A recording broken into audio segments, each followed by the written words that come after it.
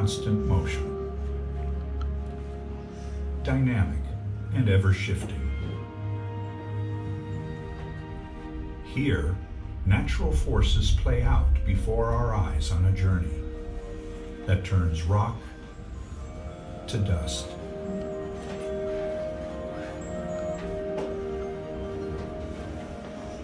Where evolution moves in fast forward,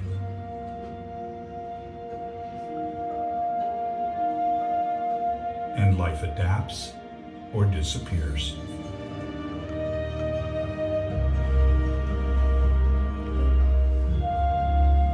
All of this unfolds in one of the world's greatest wonders, White Sands National Monument.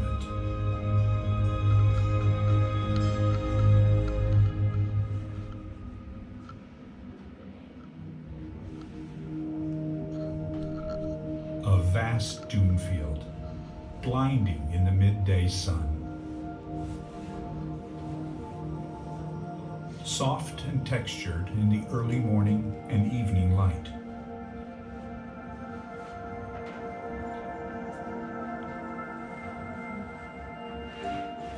Never the same twice, but always a shade of white.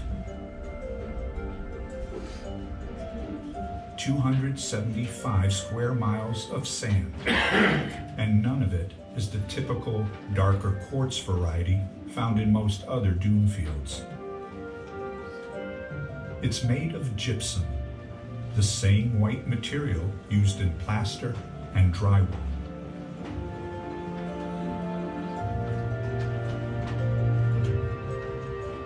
Here, gypsum is the key building material, and it shapes everything that lives within its boundaries.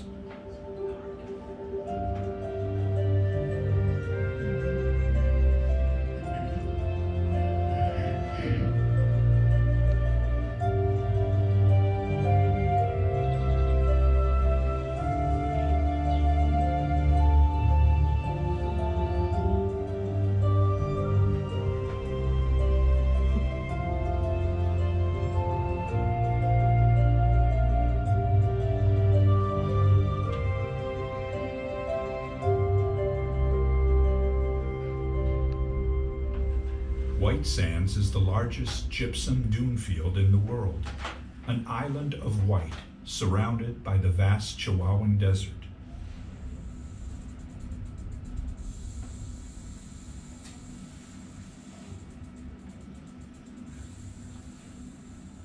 In a world of white dust and sand, most animals' chances of survival improve if they blend in.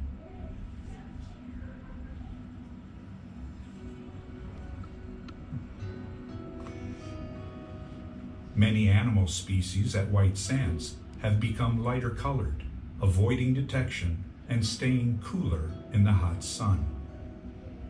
White Sands is one of the best examples in the entire world of the process of adaptation. In the surrounding desert in New Mexico, most of the animals are dark to match the dark environment. At White Sands, many different animal species have evolved to become white to match the dunes. This is most obvious in some of the lizard species, which you'll notice are very light in color and that they match their background very well. A few thousand years ago, when the white sand dunes formed, lizards would have come into that new environment and they would have been dark. The darkest lizards would have been eaten by predators, and the lighter lizards would have survived better and passed their genes along to the next generation.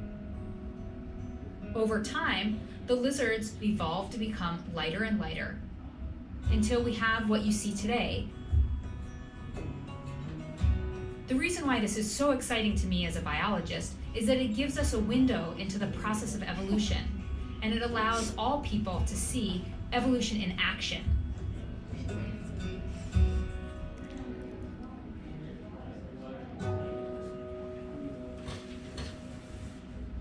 It takes a perfect combination of water, wind, and other conditions to create White Sands dune field.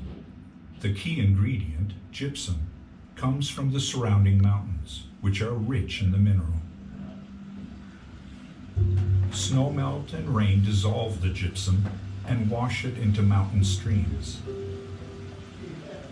The gypsum-infused water runs down the mountainsides.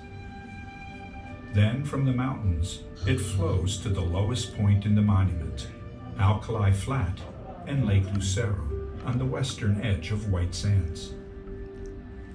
When this water evaporates, it leaves the gypsum behind in the form of selenite crystals. The crystal is softer than a human fingernail and easily splits apart. This is where the gypsum might come to rest if it weren't for another force that shapes White Sands, the wind.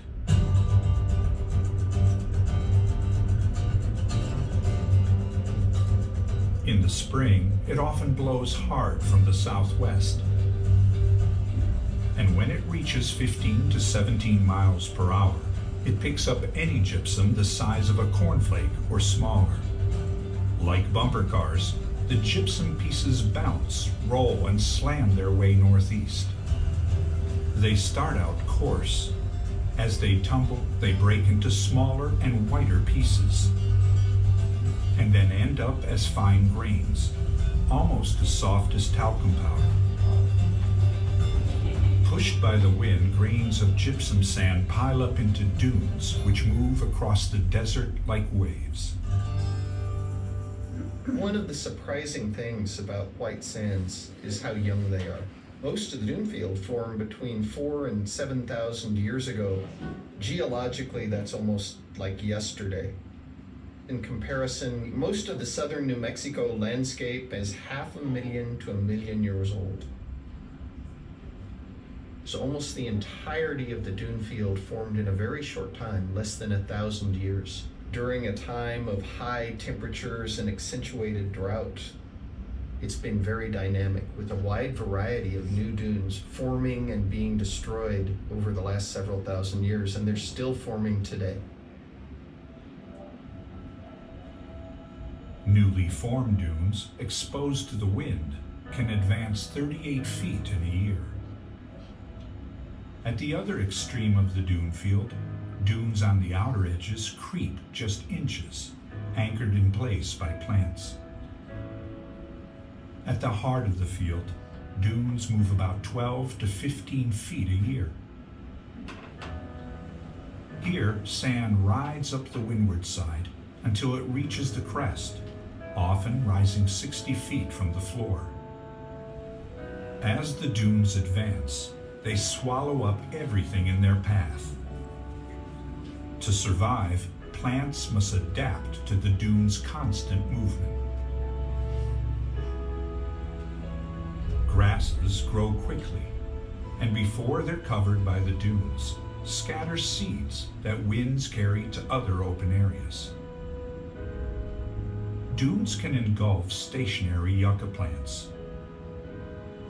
To stay above the surface, they grow a longer stem. They stretch as the dune rises. There might only be 10 feet of the yucca showing on the surface, with another 30 feet running down into the dune. But when the dune moves on, the yucca can't support its long stem and collapses. Another strategy is for plants to build their own structure in the shifting sand. Sumac creates shaggy-topped pedestals out of the gypsum. Its roots draw water up through the soil. Gypsum around its roots hardens like the base of a statue. It creates a stable home for the sumac and a microhabitat for animals. Burrow interiors can be 30 degrees warmer than the dunes in winter and 30 degrees cooler in summer, when temperatures can soar to over 100 degrees Fahrenheit. Sheltering during the day, most of White Sands animals come out when it starts to cool. We rarely see these animals, just evidence of their comings and goings, or a brief sighting of the most secretive at dawn and dusk.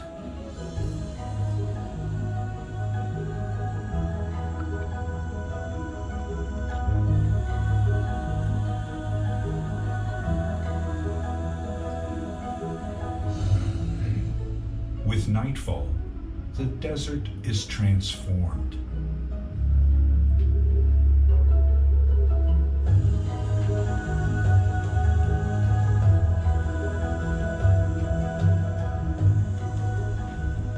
It becomes another world, which most of us only glimpse when a kit fox or other animal strays close enough to trigger a remote camera.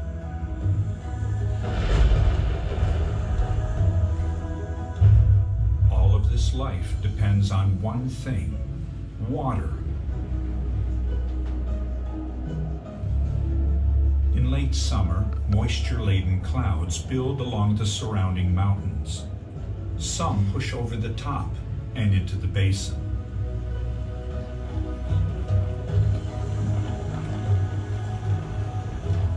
Thunderheads roll across the monument. Scattered showers grow into downpours.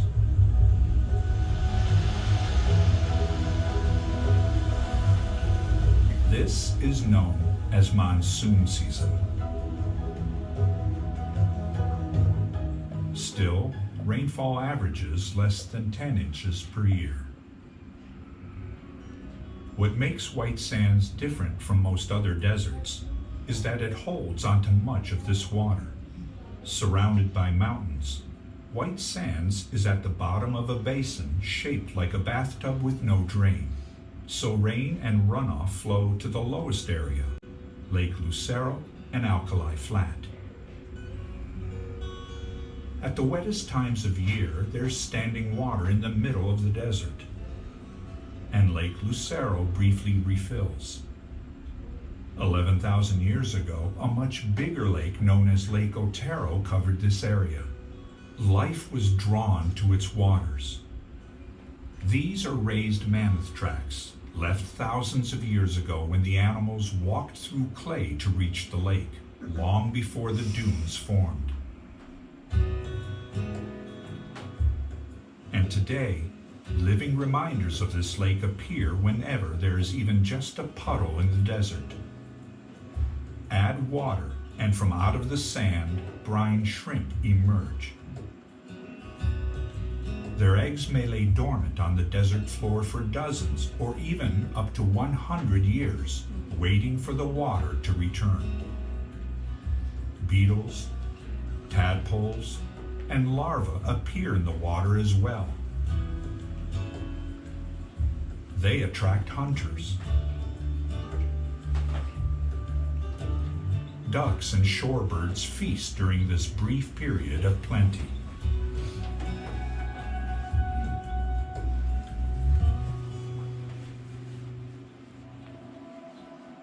After the rains stop, the lake and puddles dry up. But even in the driest months, there's water just feet or even inches below the surface at White Sands. Native Americans knew how to find it. This was Apache land. Mom always said and Dad always said that water is abundant here. But it's just that you need to know what to look for. You dig a hole. The water will seep up at night, so in the morning when you rise, the water's there that you can drink. When the water table is high, the grass can grow thick and green. Several tribes of Indians, including the Mescalero Apache, gathered seeds and plants throughout White Sands. But when the first Spanish and Mexican settlers arrived, they rarely ventured far into the dune field. And in the late 19th and early 20th centuries, cattlemen built ranches in the grasslands on the edge of the dunes. They dug wells and constructed cisterns to support as many as 8,000 head of cattle.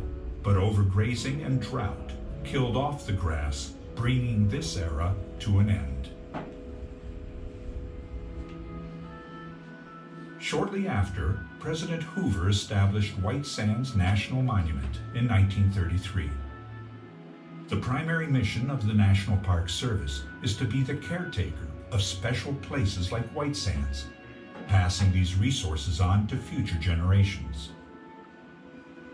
I look at White Sands as being an experience that you have to respect what is given to you. When Apache people came into any location, they used what was needed. And when they left, it looked like there was no one there.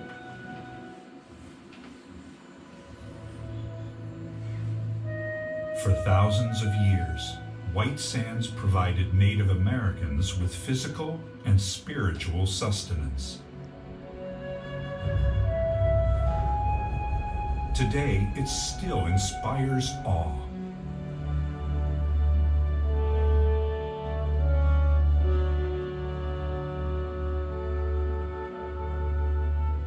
Forces that shape the land, plants and animals, have the power to fire the imagination and transform us. White Sands, a natural wonder unlike any other on Earth, protected by the American people for all to experience and explore.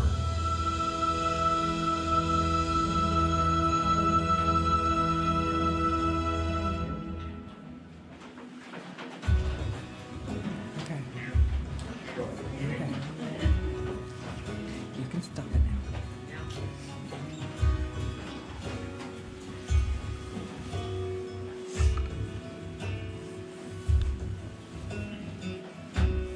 Really? Take the cry. Yeah, I'm just gonna go give me a shot quickly. Huh? I'm gonna go give me a shot quickly. Yeah. So you want me to give you